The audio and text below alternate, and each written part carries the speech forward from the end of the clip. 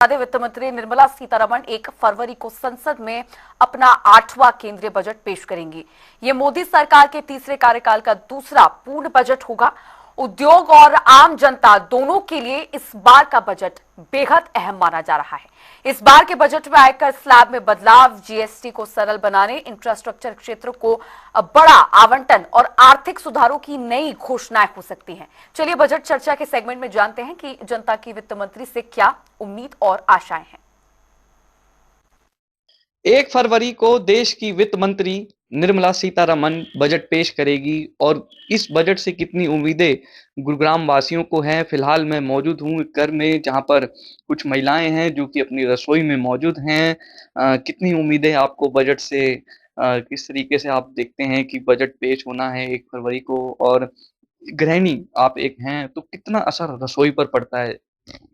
देखिए, जो हमारे देश में बजट आता है तो हम पूरी उम्मीद करते हैं कि जो हमारे देश की जो फाइनेंस मिनिस्टर हैं निर्मला सीतारमण जी, कि वो हमारे बजट में ऐसे सुधार लाएँ जो महिलाओं के लिए खासकर जो हमारा राशन है घर का, वो सस्ता होए और सस्ता होए। अभी जो हमारा बजट अभी भी हमें बहुत महँगा लगता है, हमारा सिलेंडर रेट बहुत महँगा है, हमारा देसी घी बहुत महँगा है, दाल, आटा कुछ भी लेने जाएँ, बहुत रेट अभी हाई है, तो हम उम्मीद करते हैं कि इस चीज़ को बहुत नॉर्मल में लेकर आएँगे। पहले राशन की अगर बात करें तो कितने रुपए में राशन जो है वो आता था, और अब जब पिछले साल की अगर बात करें तब भी बजट पेश हुआ, तो क्या मानते हैं आप अब कितनी उम्मीद आपको सरकार से है, क्योंकि बजट पेश देखिए, जब हम पहले राशन लाते थे, जो हमारी फैमिली है, हम 6 लोग हैं अपनी फैमिली के अंदर, कम से कम हमारा 5 से 10,000 के बीच में राशन आ जाता था, महीने भर का। तो लेकिन अब जो है हमारे को यही अपना 15 से 20,000 हमें करना पड़ता है, जिसमें हमारा देसी घी वगैरह सब इसमें होता है। तो हम उम्मीद करते हैं कि दोबारा से इसको घटाया जाए और हमें राहत दी जाए, खासकर मिडल क्लास फैमिली इस चीज़ से बहुत परेशान है। आप बताइए, कितनी उम्मीद है आपको सरकार से इस बजट को लेके? हमें उम्मीद है कि हम चाहते हैं कि महिलाओं का, वैसे तो हमारी सरकार महिलाओं का बहुत ध्यान दे रही है और हर जगह उनको सम्मान भी दिया जा रहा है, लेकिन खास तौर पे जो महिलाएं गृहिणी हैं, जो घर का खर्चा चलाती हैं, उनको पूरा पता होता है कि कितने में चलाना है। लेकिन आज जो है पुरुष वर्ग जो इतना काफी पैसे देते हैं, लेकिन उसके बाद भी पूरा महीना नहीं चलता है। लास्ट के जो महीना खत्म होने वाला होता है ना, उसके 8 दिन पहले तो ये हो जाता है कि 8 दिन कैसे निकलेंगे और 1 तारीख कब आएगी। तो प्लीज महिलाओं का ध्यान रखते हुए, थोड़ा मध्यम वर्ग का ध्यान रखते हुए थोड़ा कम। देखिए, दाल का रेट भी बहुत ज़्यादा है, चीनी भी बहुत महँगी है, ऊपर से दूध भी बहुत महँगा है। तो हम सरकार से यही चाहते हैं कि वो कम से कम नॉर्मल परिवार के लिए, मिडल फैमिली के लिए बड़ा भारी बजट है। शिक्षा और चिकित्सा भी एक ज़रूरी है, क्योंकि जिस तरीके से आपके भी बच्चे हैं तो स्कूल पढ़ते होंगे, कॉलेज में होंगे, तो क्या मानते हैं आप, शिक्षा में भी कुछ सुधार होना चाहिए? देखिए, हमें मोदी जी से बहुत उम्मीद है। उन्होंने हर क्षेत्र में नया ट्रांसफॉर्मेशन लेकर आए हैं, नया उन्होंने नवीनीकरण करा है, मंदिरों का नवीनीकरण करा है, अस्पतालों का इन्होंने मेडिकल कॉलेजेस लेकर आए हैं। तो शिक्षा को लेके भी हम चाहते हैं कि गवर्नमेंट स्कूल खासकर वो प्राइवेटाइज की तरह बनाए जाएँ। स्कूलों की फीस बिल्कुल नॉमिनल की जाए। जो प्राइवेट स्कूल वालों ने धंधा कर रखा है, बहुत महँगा फीस लेता है। हाई क्लास के बच्चे ही वहाँ पढ़ सकते हैं। मिडल क्लास बच्चे अगर अपने स्कूल में पढ़ाते, प्राइवेट स्कूल में पढ़ाते हैं, तो उनका कोई भी ज़ीरो सेविंग है, कुछ भी बैंक अकाउंट में वो नहीं बचा सकते। तो शिक्षा के क्षेत्र में सस्ती होनी चाहिए शिक्षा, और बहुत सारे ऐसे फील्ड हैं जो शिक्षा में आने चाहिए। शिक्षा के क्षेत्र में जो है, जो भी मोदी जी स्कीम चलाते हैं, मेरा वही अनुरोध है कि वो इन्वेस्टिगेशन जरूर करें।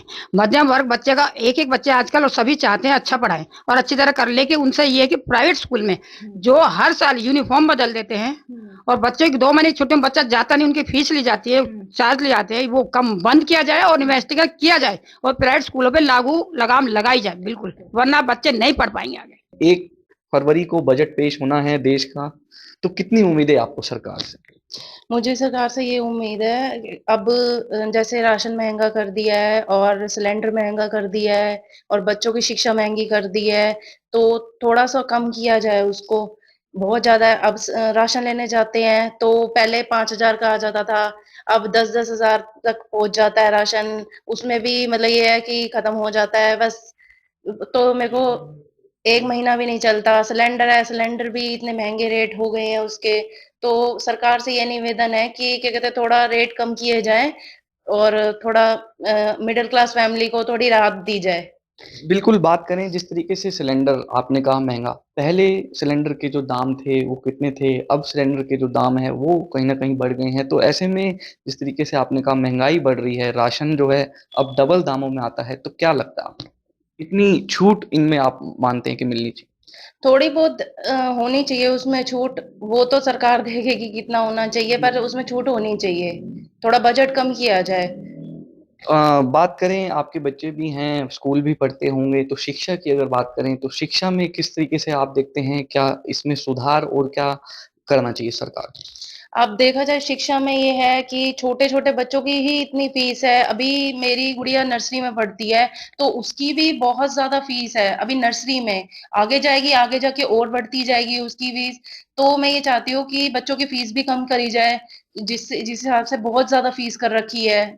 मिडल क्लास तो फिर वो हो जाता है ना, परेशान हो जाता है, इतनी फीस दे-दे के।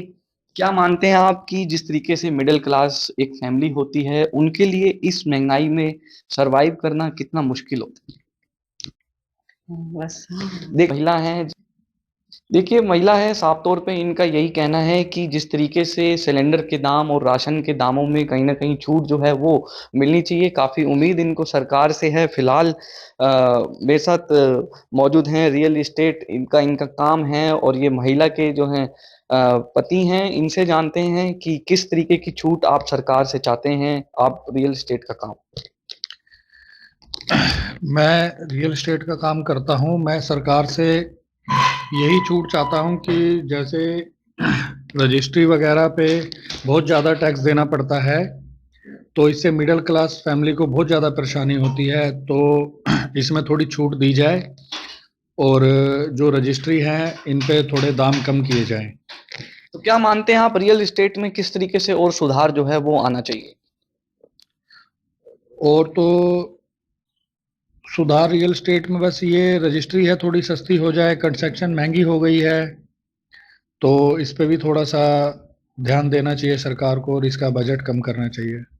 एक मिडिल क्लास फैमिली के लिए क्या मानते हैं आप? क्योंकि जिस तरीके से आजकल महंगाई आप देख रहे हैं, तो क्या लगता है कि कितनी छूट मिलनी चाहिए ताकि एक मिडिल क्लास लोग आज के समय में जिस तरीके से सरवाइव कर रहे हैं? देखो मेरा मानना ये है कि आज के टाइम में अगर मिडिल क्लास फैमिली अगर जमीन से अपना घर बनाता है तो एक्सपोज करो 1 करोड़ रुपए में उनका घर बनता है कम से कम। किसी कॉलोनी में अगर कोई मिडिल क्लास फैमिली अपना घर जमीन से बनाती है, तो मेरा मानना यह है कि वहीं अगर बात करें मिडिल क्लास फैमिली अगर कहीं पे रियल एस्टेट जैसे हम काम करते हैं तो बिल्डर फ्लोर लेते हैं, तो 25 से 30 लाख रुपए में 2 BHK बिल्डर फ्लोर मिल जाता है। तो बस यही कहना चाहूंगा कि टैक्स छूट पर कितनी उम्मीद है आपको सरकार से? देखो अब ये ITR वगैरह पे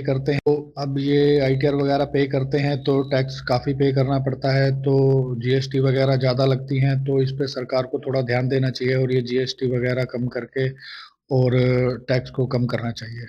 देखिए, साफ तौर पे ये एक रियल एस्टेट हैं और महिला की भी आपने जो है बात वो सुनी कि किस तरीके से कहा कि बजट में कहीं न कहीं काफ़ी उम्मीदें इन लोगों को है क्योंकि टैक्स की बात हो या फिर घर के राशन की बात हो, तो कहीं न कहीं जब 1 तारीख फरवरी को बजट ये पेश होगा, तो कहीं न कहीं ये उम्मीद लोग ज़रूर लगाए बैठे हैं, मिडल क्लास लोग ज़रूर ये उम्मीद लगाए बैठे हैं कि कहीं न कहीं उन्हें राहत ज़रूर इस बजट से मिलेगी। गुरुग्राम से आकाश खुराना, जनता टीवी।